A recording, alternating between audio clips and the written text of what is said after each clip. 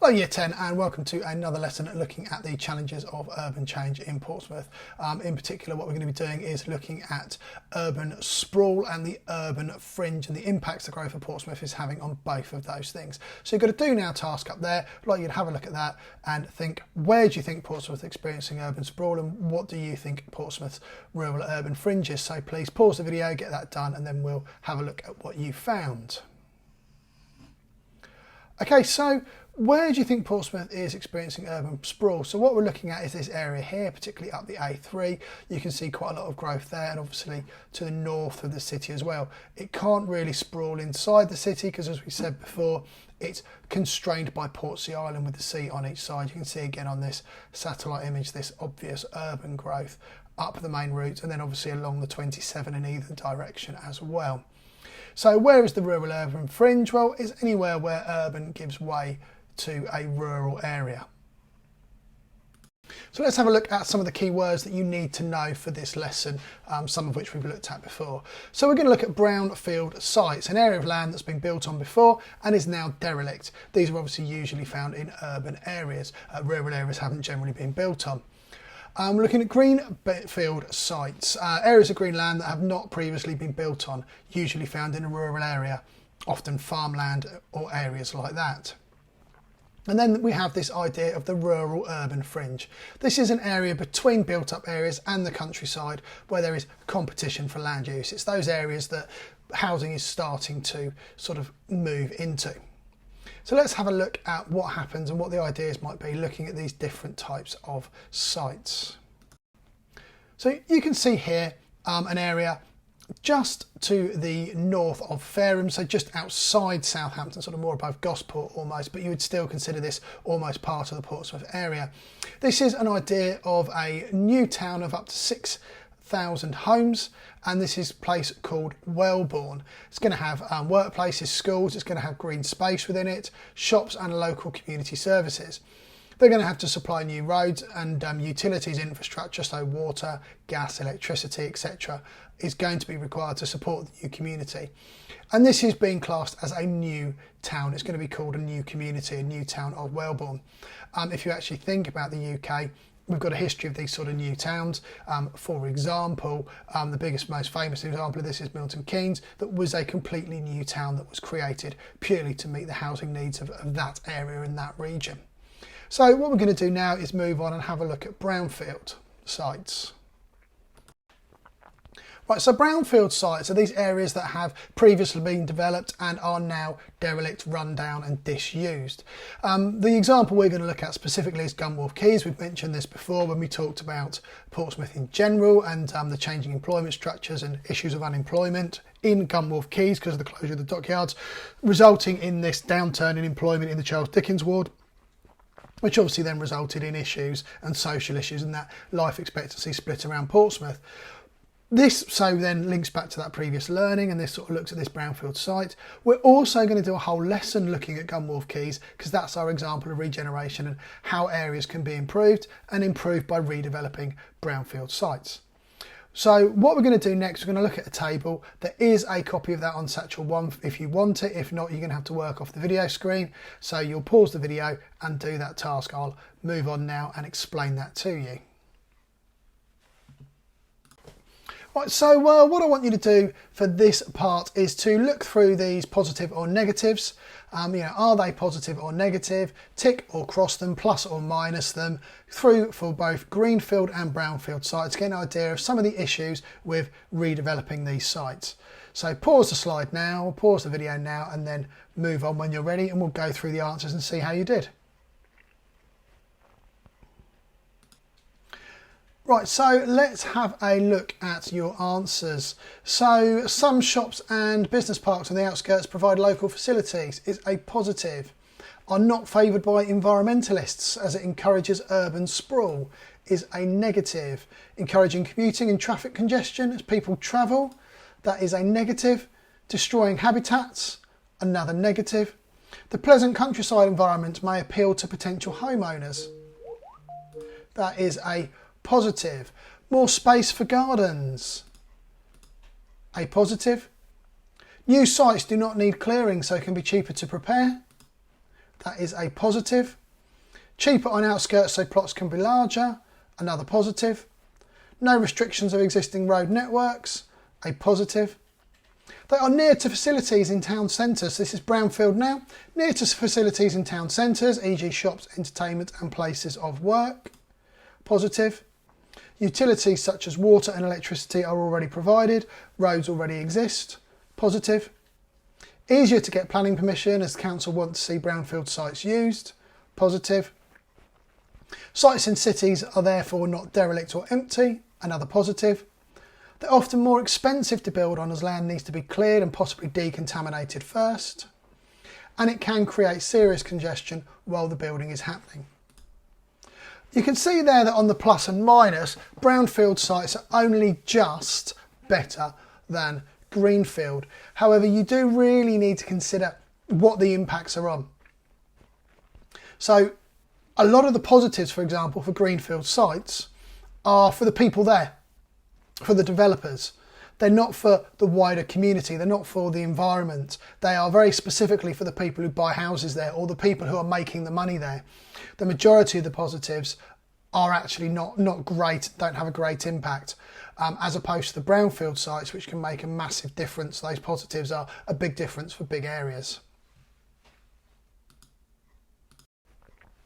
So now we're looking at urban sprawl in Portsmouth. So massive bomb damage during World War II, 20% of the housing stock was destroyed or damaged, and in an attempt to improve the general quality, they cleared large areas for redevelopment, and a lot of those areas were around the Gunwharf Quays area, around the docks, because that's where the bombing was concentrated. This was often converted into high-rise, high-density living. But as it redeveloped, a large proportion was displaced, and they relocated them to new develops outside the city limits, for example Leigh Park. So you've got a couple of images here. This is Brandon Drive, which is inside Leigh Park, and you can see there 1949, new houses opened. You can see they're kind of selling it as quite a positive thing. Then obviously you can see that now, not a particularly rundown area.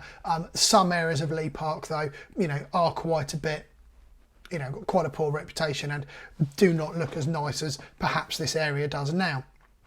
So many areas are quite negative because you've got quite a high concentration of social housing, unemployment, and those things lead to deprivation and sort of unpleasant living in the area, and poor living conditions, and obviously the associated knock-on impacts. The other obvious one, of course, is cars. You can see there people parking in gardens and things, not uncommon in these areas that were built before the real growth of the use of personal motor cars.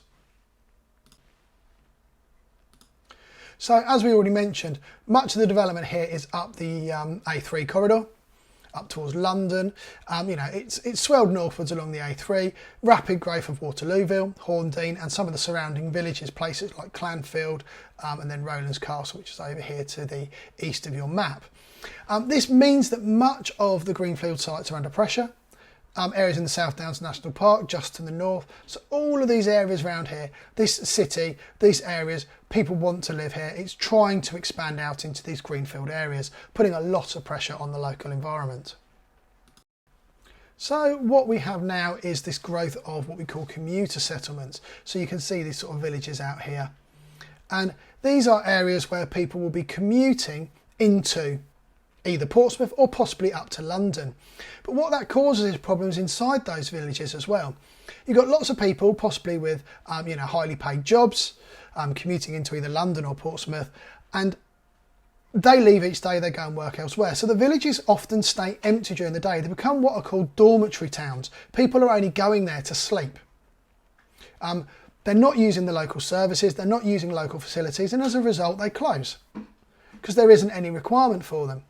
What it can also cause is house prices to increase because there's competition from these people with the higher incomes, the better wages for these homes in these areas. And then the character of the village changes because instead of having local village people, many of whom might have been there for generations, those who might even work in local industry or local farming communities, for example, these people can't afford to live in the area anymore. It's full of these commuters. They don't really have a sense of local area. They don't have a local community because their community will be based around their work or something else. So they're not socialising locally either. It has massive impacts on the character of the village. Village pubs close, the shops close, and those facilities go. And then as I said, other people are priced out of the area.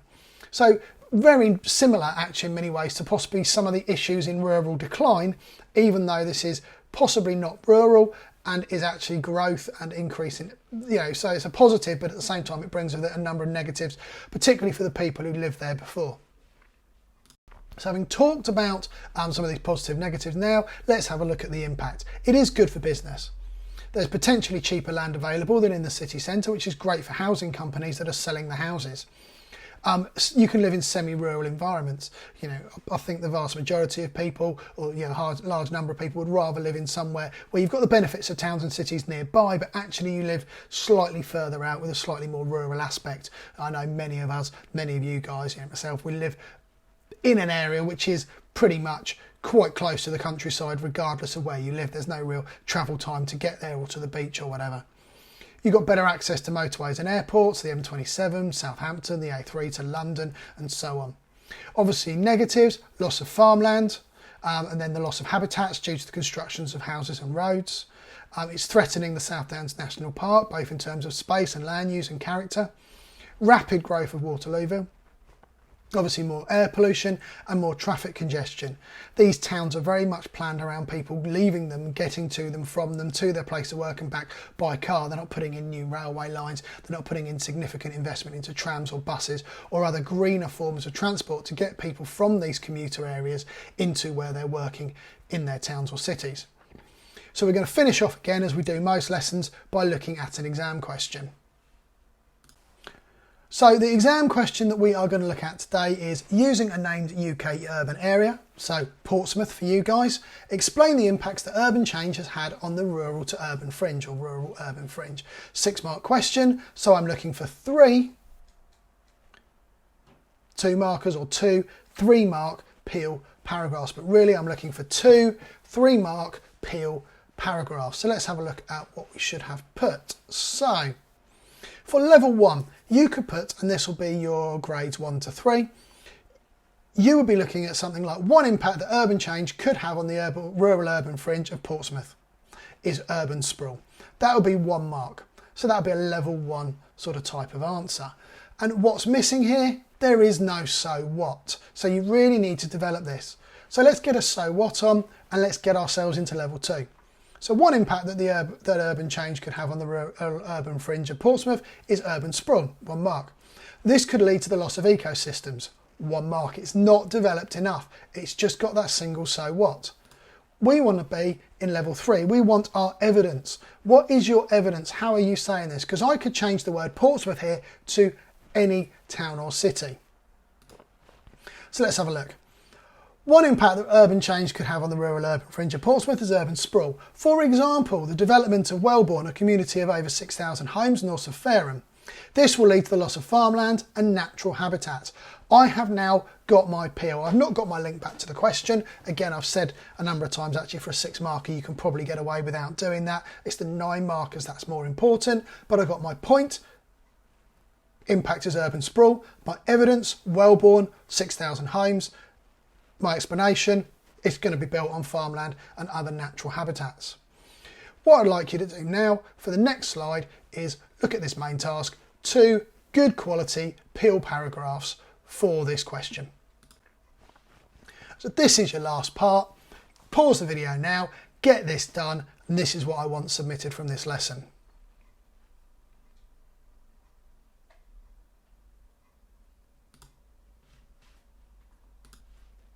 Okay, so let's have a look at my sort of model answer and my example. So one impact that urban change could have on the rural urban fringe of Portsmouth is urban sprawl, 1 mark. Development of greenfield sites along the A3 will lead to the loss of ecosystems, 1 mark. So see, I've used slightly different evidence there. You wouldn't, Wellbourne, 6,000 houses, brilliant. You get the same kind of credit for the fact that you know that the development is along the A3. This is an impact that could lead to the destruction of habitats of indigenous animals such as badgers. So I've sort of upped that a little bit more, used a UK indigenous animal, and the type of animal that's likely to be impacted by this kind of development. Okay, another impact could have on the rural urban fringe of Portsmouth, the growth of commuter settlements as people counter-urbanise, use that term of moving out of the town. This could lead to increased house prices in places like Rowlands Castle, there's some evidence. which means local people may be priced out of living in those areas. There's my explanation. Yeah, it would be brilliant if I could put, you know, house prices in Rowlands Castle have increased by X%, but the examples are realistic. That is adequate evidence. That is now place specific. It's very obvious you are talking about Portsmouth and a specific area. So make sure you've got some purple pen in your answer. Get that 6 marker from the end submitted. That's the key thing I want. Thank you very much and look forward to seeing you back in person soon.